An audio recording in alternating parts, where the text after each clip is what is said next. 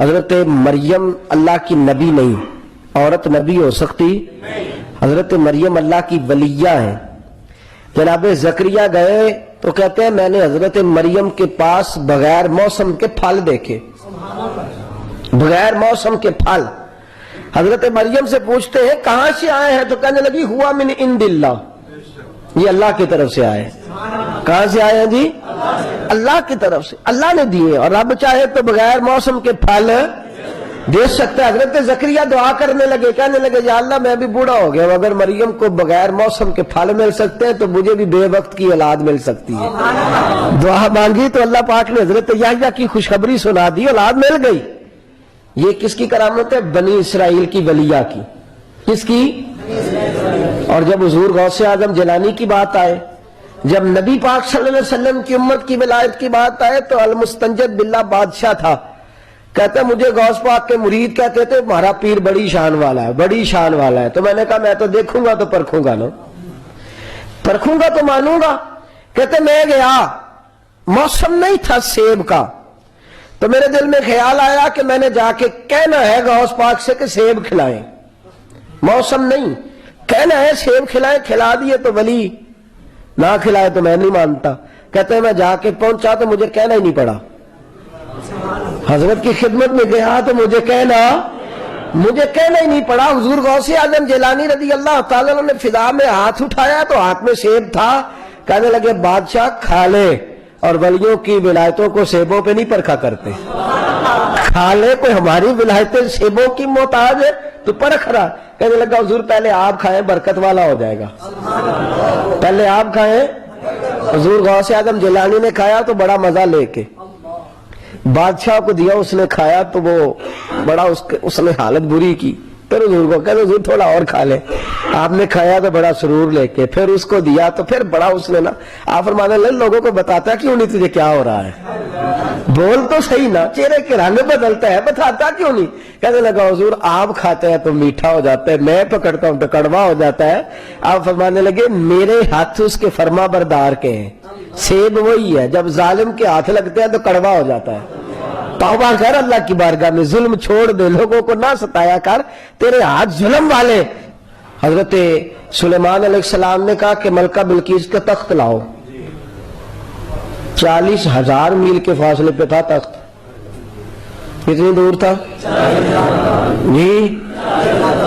یہ قرآن مجید کی سورہ نمل پڑھیے گا گھر جا کے، 80 فٹ اونچا، 80 فٹ چوڑا، 80 فٹ لمبا۔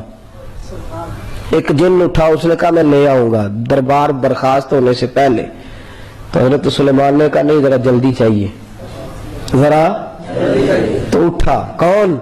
عندہ علم من الکتاب، جس کے پاس کتاب کا کچھ علم تھا، علم من الکتاب، کتاب میں سے کچھ، سارا نہیں، کتاب میں سے کچھ علم تھا۔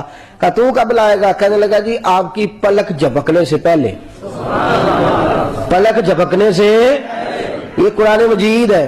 اے ہن تسی داتا صاحب دی انج دی گل سناؤ، آکھن گے ویکھو نہ کرے نہ نہیں کرو۔ حضرت سلیمان علیہ السلام کی امتی کی بات ماننے کو کیسا یار ماجرا ہے، یہاں بات سے تکرار کرنا، یہاں تو کیوں نہیں کرتا؟ حضرت آصف بن برقیہ نے کہا جی پلک جھپکنے سے پہلے آ جائے گا، جب کہا آ جائے گا تو پلک جھپکنے تک نہیں، پلک جھپکنے سے، پلک جھپکنے سے بھی پہلے، جب کہا آ جائے گا تو لوگ کہتے ہیں وہ آ بھی گیا۔ جب آیا تو حضرت سلیمان نے پوچھا یہ کیا؟ کہنے لگے ھذا من فضل ربی، یہ میرے رب کا میرا فضل ہے۔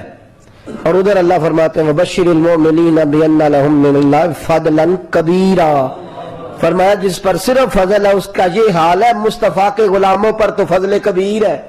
حضور غوث اعظم جیلانی رضی اللہ تعالیٰ عنہ کے مرید تھے کچھ تاجر، وہ جانے لگے دریا کے پار تجارت کرنے، جاگ رہے نا آپ لوگ، دریا کے پار تجارت کرنے جانے لگے تو غوث اعظم سے کہنے لگے حضور سنا ہے طوفان آ جاتا ہے۔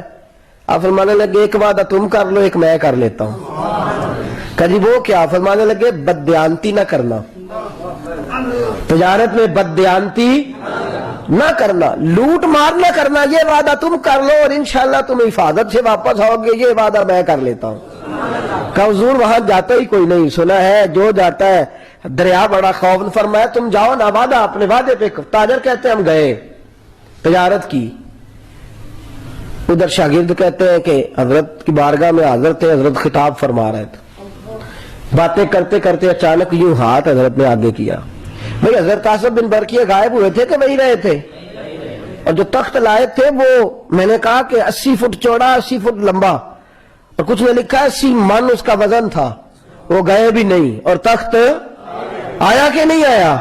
آ بھی گیا. حضور غوث اعظم جیلانی کے شاگرد کہتے ہیں, مرید کہتے ہیں, بیٹھے تھے بات سن رہے تھے, واز ہو رہا تھا. حضرت نصائح فرما رہے تھے, ہمارے دلوں کو دھو رہے تھے. کہتے ہیں باتیں کرتے کرتے اچانک سیدھا ہاتھ بڑھایا اور ہم نے دیکھا کہ حضرت کا سارا ہاتھ پانی میں بھیگ گیا. پانی میں ہاتھ بھیگ گیا. حضور غوث پاک جیلانی کا خدا کے فضل سے ہم پر ہے سایہ غوث اعظم کا, اور ہمیں دونوں جہاں میں ہے سہارا غوث اعظم. کہتے ہیں سارا ہاتھ پانی میں بھیگ گیا. ہم نے کہا حضور کیا ہوا؟ فرمانے لگے چپ کرو, دھیان سے سبق پڑھو. تمہارے والی بات نہیں, دھیان سے سبق پڑھو. جو بات کہہ رہا ہوں اس پر توجہ کرو. اولیاء اللہ زیادہ اپنی کرامت کا شورا پسند ہے. اور بھئی تم چھوڑو, میں جو بات کر رہا ہوں بات. کہتے ہیں ہم نے تاریخ نوٹ کر لی, دن نوٹ کر لیا. 1-1.5 مہینے کے بعد وہ تاجر آئے, آ کے اسی طرح ہم بیٹھے تھے. کہنے لگے حضور اس دن پتہ نہیں چلا. فرمانے لگے کیا ضرورت ہے, بات ہو گئی تو کیوں چھیڑتے ہو؟ کہا حضور پتہ نہیں چلا کیسے کشتی بچ گئی. اب فرمانے لگے رب جب فضل کرتا ہے تو پتہ چلنے ہی نہیں دیتا. بس ٹھیک ہو گیا نا, وہ اللہ کبھی کسی کی سمجھ نہیں آئی ہے اس کی, چھوڑو. کہتے حضرت نے ان کو بھی چپ کرا دیا, ان کو بھی چپ کرا دیا. حضور غوث اعظم اٹھ کے گئے تو شاگرد کہنے لگے ہمیں بتاؤ تو صحیح. کہنے لگے کیا بتانا ہے, دریا میں تھے, کشتی چل رہی تھی, ہچکولیں کھانے لگی, طوفان آ گیا, یکا یک دائیں بائیں آگے پیچھے سے تھپیڑے آنے لگے طوفان کے. کہتے ہمارے دلوں کے اندر خیال آیا تو ہم ایک دوسرے سے کہنے لگے کہ غوث پاک نے کہا تھا وعدہ کرو, بے ایمانی نہیں کرو گے. ہم نے تو وعدہ پورا کر دیا ہے. اب غوث اعظم کا وعدہ تھا کہ انشاءاللہ حفاظت سے آؤ گے, ہمارا تو پورا ہے. لیکن کشتی ہچکولیں کھا رہی ہے. کہتے اچانک ہم نے پانی کے اندر ایک ہاتھ نمودار ہوتے دیکھا, اس نے یوں کھینچا ہے اور لا کے کشتی کو پار کنارے کے لگا دیا.